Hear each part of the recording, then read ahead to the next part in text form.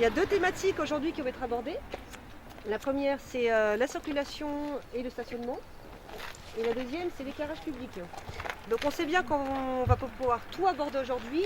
Il n'y aura pas qu'une rencontre, il y en aura d'autres. Là, c'est la première. Donc effectivement, on a désiré commencer par ces deux points. À vous de nous faire d'autres propositions si vous souhaitez faire d'autres rencontres plus tard. Vous avez... La première remarque, Oui. c'est circulation. Quand on regarde le plan de Villeneuve-des-Salines, Oui. en partant de l'avenue Jean-Paul, il y a du 30 à l'heure pratiquement dans toutes les entrées, sauf sur l'avenue. Alors là, on a peut-être une réponse. Zone 30. Oui, zone 30. Voilà. Zone Alors, 30, Droite à minute, c'est dans les tuyaux. Moi qui habite là, Villeneuve, j'ai souhaité que tout Villeneuve soit en zone 30. Et non pas quelques petits bouts Tout à fait, par-ci, tout à fait. par-là. C'est dans les tuyaux d'ailleurs. Et ça coûterait beaucoup moins cher. D'accord. Oui, c'est passé en municipalité. Le principe des zones 30 dans les quartiers est passé en municipalité il y a 15 jours.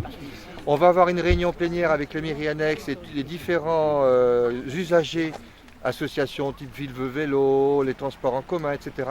On va hiérarchiser toutes les voies de circulation de la ville de La Rochelle en fonction de leur trafic.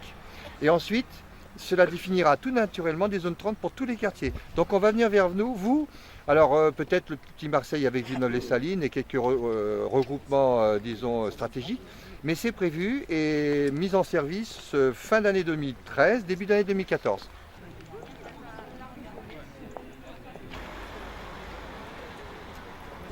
Vous avez fait une remarque sur le passage piéton? Oui, c'était quand on arrivait là, juste quand un enfant, parce que nous adultes, oui, on peut se pencher pour regarder, par contre un enfant de 6 ans, on va éviter qu'il se penche de trop. Donc dans le virage, de ce côté-là, il a moins de visibilité. Et là, en fait, il va passer aussi là, effectivement, avec les arbres pour rejoindre l'autre chemin là-bas, parce que dans tout le parc, ben là, il n'y a que des arbres. Donc, et quand on a des poussettes aussi, on fait comme ça. Je trouverais astucieux que les vélos jaunes ne soient pas intermarchés, mais qu'ils soient en bout de quartier pour que les gens puissent les utiliser pour aller faire leurs courses et rentrer chez eux. Parce que pour l'instant, ils vont à pied jusqu'à Intermarché, éventuellement prendre le vélo pour rentrer chez eux avec les courses, reporter le vélo ensuite et revenir à pied. C'est pas forcément terrible. Ne serait-ce qu'à Fabre-des-Glantines, Voilà. c'est vrai qu'il Voilà. arrive bus, là-bas il devrait Donc, y avoir une station vélo. Ce serait peut-être à Plutôt revoir. l'extrémité. Alors là, c'est pareil, hein, c'est une compétence. Je pense que l'emplacement avait été bien ciblé centre-quartier. Oui. Alors peut-être qu'il en faudrait d'autres. Ce sera ma plus grande balade dans Villeneuve.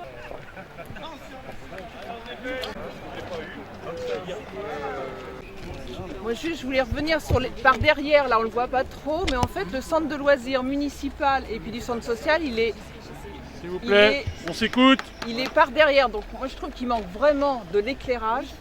Et au-delà de l'éclairage également, il y a un accès pompier à un moment donné qui permet d'accéder à un stationnement au niveau de tout le personnel de l'école aussi.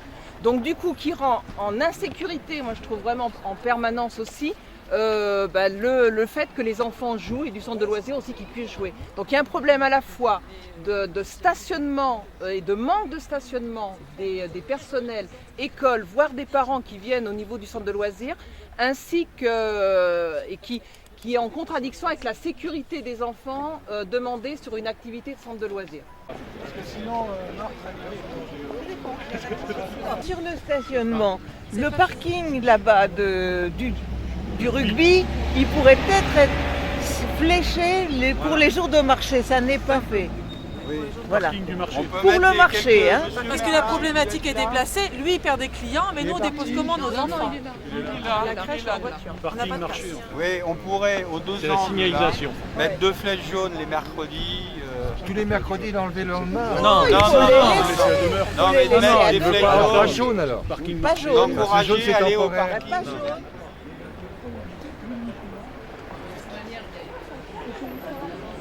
Mais la création de nouveaux commerces, ce ne serait pas négligeable. Une seule boulangerie pour tout un quartier comme Villeneuve. C'est plutôt limité, d'autant que la dite boulangerie, elle est fermée le dimanche. Alors déjà, on va à Intermarché, mais enfin, c'est pas pareil.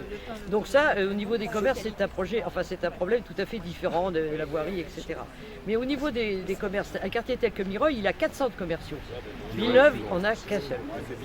Bien centralisé, c'est un fait, mais il n'y en a qu'un seul. Donc, et le monopole des commerces, il y a le monopole de commerce pour certains commerces. Ils en profitent, ce serait bien pour eux. Mais en définitive, c'est un peu limité. Nous l'ouvrons. On avait une réflexion dans le cadre de la commission. C'était éventuellement de voir si on ne pouvait pas déplacer ces commerces, Henri, parce que toi on en avais parlé, déplacer les commerces ici et les mettre sur le boulevard là, pour ouvrir cette place, pour que les gens voient ce qui se passe ici. Alors que là, quand vous passez sur l'avenue, vous voyez rien, hein. Le commerce bouge tout, c'est un mur. Et notre idée, je finis. Y compris d'avoir une voirie qui passe. Voilà, l'idée était de dire après, si on arrivait à cette solution, alors c'est vrai qu'il faut débattre avec les commerçants, débattre avec la mairie, enfin avec tous les services techniques parce que c'est un coût important. Mais c'était aussi de pouvoir faire passer le transport ici derrière là. C'est-à-dire que le bus, au lieu de passer sur la mer, il ne serait pas là, passer là en zone propre. L'éclairage n'est pas suffisant. Il y a 30 ans, sur la réflexion, moi, il me semble me souvenir que certains habitants s'étaient opposés justement à une présence de magasins devant et avaient souhaité que les magasins soient sur cette avenue-là pour justement laisser la place ouverte. Et le projet architectural a privilégié les magasins comme ça. Alors je crois qu'à un moment donné, on nous a dit qu'il y avait des canalisations ou autres et que ce n'était pas constructible le long de la place. Donc moi je voudrais qu'en préalable, on puisse nous répondre au niveau voirie, si réellement c'est constructible ou pas constructible, etc.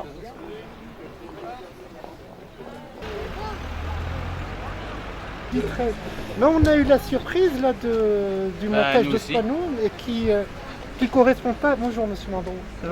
Qui va dans le bon sens. Correspond pas à la logique de circulation. Non, il n'est pas dans le bon sens, mais ça c'est évident. Mais là, à mon avis, demain, il va être tourné.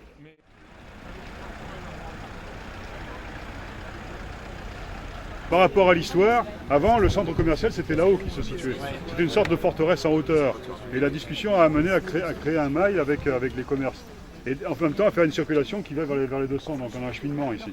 Ce qu'on peut se demander, c'est est-ce que c'est bien effectivement de garder encore aujourd'hui cet endroit qui est un parking en copropriété d'ailleurs, qui sert effectivement à des habitants qui ont acheté ou loué leur parking, mais qui, comme le disait tout à l'heure quelqu'un, est une verrue dans le quartier. Et de quel avenir est fait aussi cet ensemble avec la mairie annexe et derrière quelques commerces.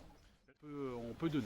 Voilà. On avait eu un accord le jour de l'Assemblée de la part du maire, comme quoi on aurait un lieu où on pourrait se rencontrer et débattre du projet. Alors, où ça en est ça? Donc le comptoir, on a proposé que ça se fasse autour du comptoir des associations. Donc il va prendre lieu, lui, normalement, si les services municipaux sont dans les clous au niveau des délais, fin février. Normalement, on a une livraison fin février. En dessous de la mairie, le fameux local qu'on parle, voilà. Donc cet espace-là sera dédié à de l'information associative et de l'information générale pour l'ensemble des habitants, mais ça sera également l'espace où les habitants seront invités à venir à réfléchir, à discuter, à poser leurs problèmes et puis voir après comment on s'organise. Voilà. Et puis il y a un dernier élément, c'est que le collectif a une commission de quartier, d'aménagement de vie du quartier, et que c'est un endroit où on peut débattre entre nous, les habitants du quartier, pour avoir une vision un peu globale des choses et suivre avec le collectif ces questions-là. Donc ceux qui veulent rejoindre la commission de quartier, n'hésitez pas à venir, vous serez bienvenus. Il y a de la place. Alors, on vient de finir la première rencontre avec les habitants. Que pensez-vous donc de l'exercice? Je sais que vous étiez attachés à venir voir les habitants de manière à ce qu'ils puissent participer pleinement à la future réfection du quartier. Donc, que pensez-vous de cette première soirée?